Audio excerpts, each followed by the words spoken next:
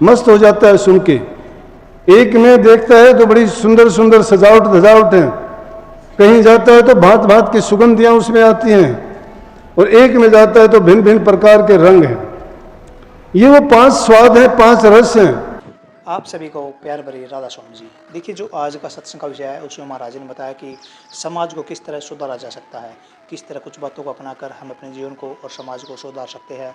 और साथ ही महाराज ने बताया कि हमारे जीवन में 5 रस होते हैं, अगर हम उन 5 रस में बच जाते हैं तो हमारा जीवन स्वर्ग जैसा बन जाएगा। अगर हम उन 5 रस के चक्कर में नहीं पड़ेंगे तो हमारा जीवन बहुत अच्छा चले जाएगा, और अगर हम उनके चक्कर में पड़ते हैं, उनका हम स्वाद लेते हैं, तो उससे हमारा जीवन है वो नरक बन जाएगा। और साथ ही महाराज ने बहुत प्यारी प्यारी बातें सत्संग में बताई है। महाराज ने बताया कि हम अपने आप को कैसे सुधार सकते हैं, हम कैसे अपने मन को बिल्कुल ठीक करके, मन को मजबूत करके उसको सतगुरु के चरणों में यानी कि भजन सुमरन में लगा सकते हैं, और किस तरह अपने जीवन को नई दिशा दे सकते हैं। तो चलिए, आपका कीमती समय लेते सत्संग को शुरू करते हैं। कृपया सत्संग को पूरा सुनकर पुण्य भागीदार अवश्य बनिए। राधा स्वामी। आज समाज की हालत देखते हैं, परिवारों की हालत देखते हैं, लोगों के दुख दर्द तकलीफ, जो समाज में बुराइयां व्याप्त हैं, जो आज के इस युग में पाप कर्म हो रहे हैं,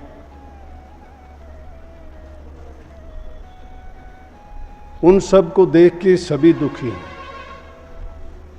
सत्संग ही एक ऐसी चीज है जो उन बुराइयों से बचा के आदमी को सत्कर्मों की तरफ लगा दे, उनकी बुरी आदतें छुटवा दे, तो समाज में, घर में, परिवार में अमन शांति कायम हो सकती है।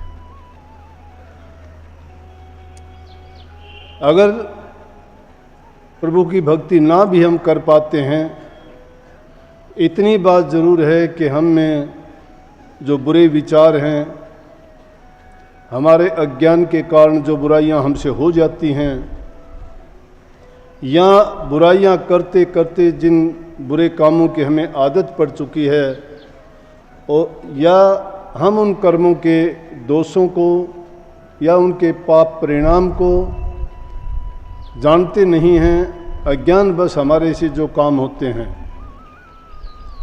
कई बार हम नहीं समझ पाते कि जो कर्म हम करते हैं उसका परिणाम क्या होगा, लेकिन जब कोई समझाने वाला, उन भ्रमों से निकालने वाला, या उनकी व्याख्या करके हमें वो ज्ञान और समझ दे देते हैं, तो हमें पता लगता है कि अमुक काम के करने से हमें ये भोग भोगने पड़ते हैं। परंतु दुख तो इस बात का होता है कि नित्य प्रति सत्संग में भी जाते हैं, गुरु से नामदान की बख्शीश भी ली है, परंतु हमारे ख्यालात में, विचारों में, हमारे कर्म करने के तरीके में बदलाव नहीं आता। मैं नहीं कहता, इससे पहले जो वाणी थी वो राधा स्वामी दयाल स्वामी जी महाराज की लिखी हुई सार वचन की वाणी है, और उसमें उन्होंने ऐसे जीवों के लिए बात कही है जो बात को मानते नहीं। समय समय पर पुस्तकें भी निकलती रहती हैं।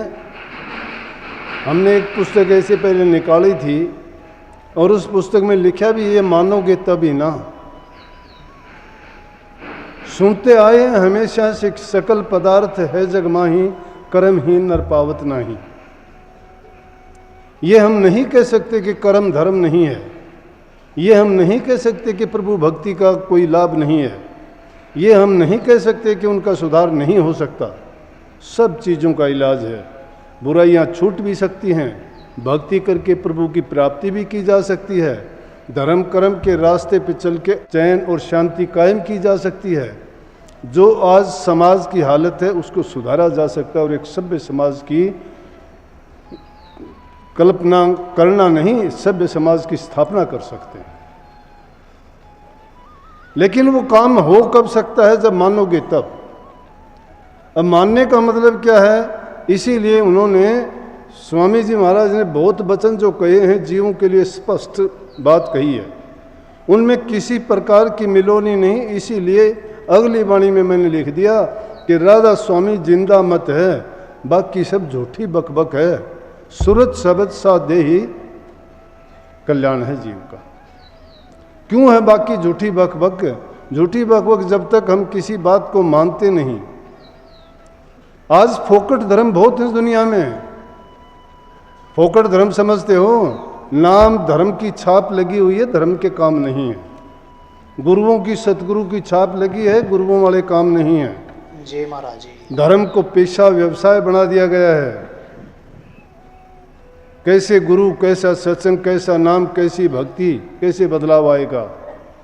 समाज को सुधार की बात तो कहीं होती नहीं है। सत्संग सतगुरु का मतलब क्या है? सत्संग का मतलब है जहाँ सत्य का प्रचार हो, सत्य के रास्ते दिखाए जाएं, उनके कल्याण की जिसमें बात बताई जाए, बुराइयों से जीवों को बचाया जाए, वो सत्यमार्ग है। लेकिन वो बातें नहीं हैं। क्यों नहीं हैं?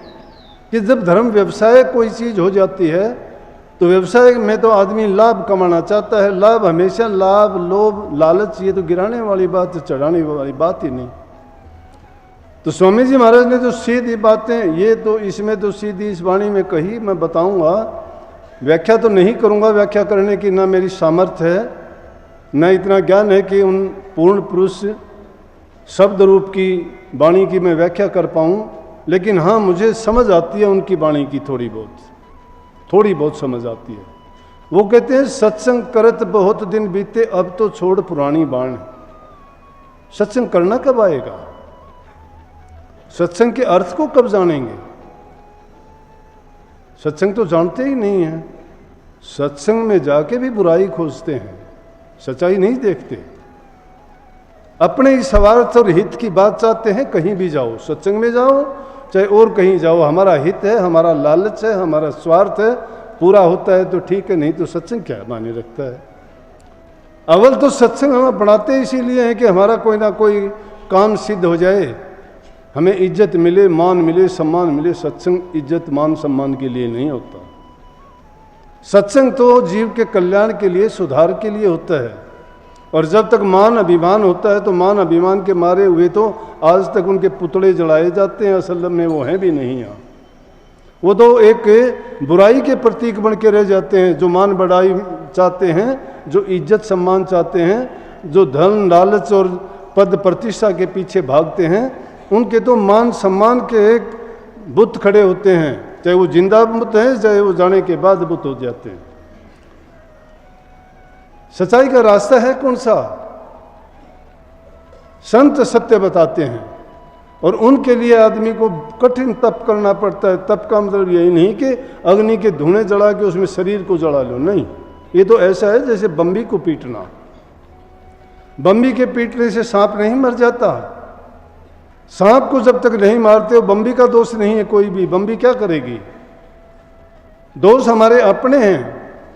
अपने लालच के लिए, अपने स्वार्थ के लिए जो काम करते हैं वो हमें खराब करते हैं। अपने स्वार्थ को अगर बाहर निकाल के रख देते हैं, सत्य के सिवाय कुछ नहीं बचता।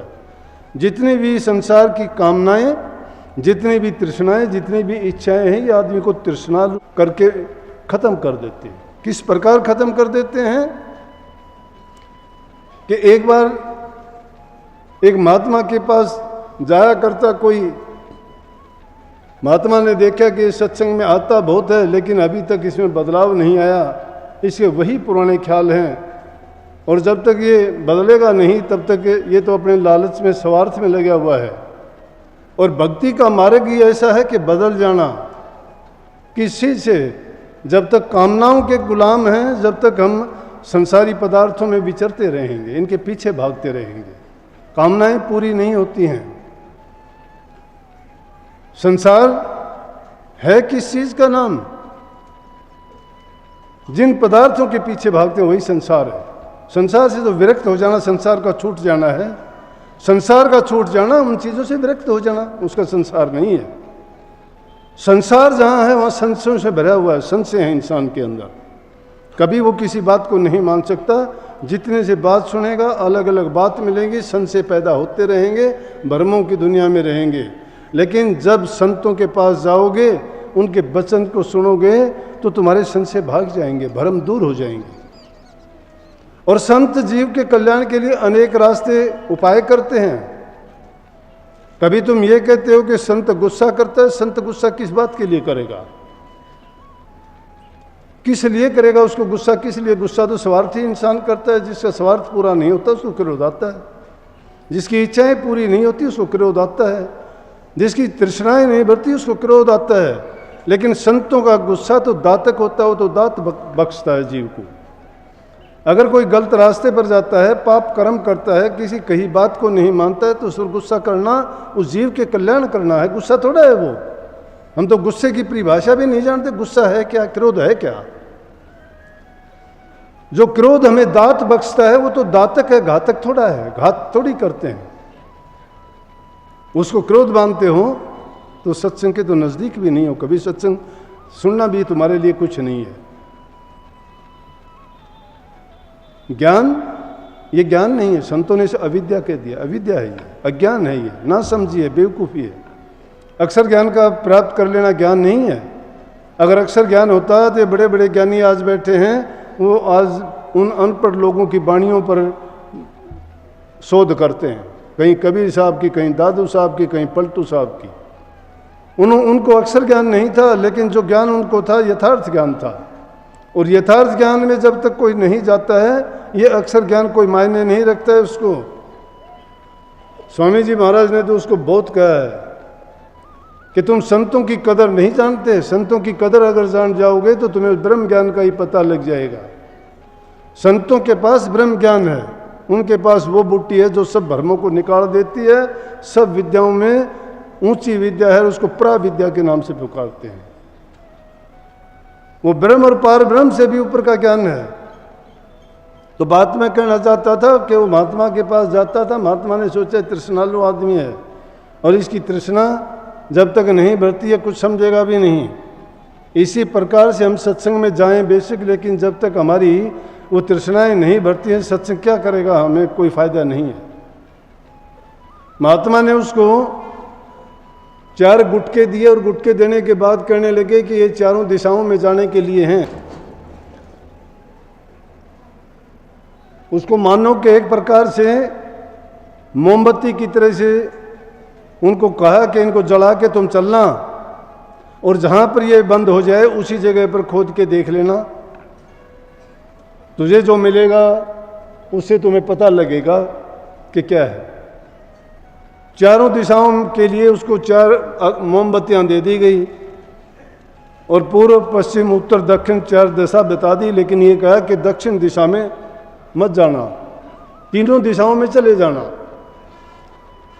अब इंसान है, इंसान को आप यूं कहो कि ये काम नहीं करना तो उसको जरूर करना चाहता है, उसको देखना चाहता है कि इसके लिए मना क्यों किया गया, कि इसको तो देखना चाहिए, भ्रम पैदा हो जाता है उसको।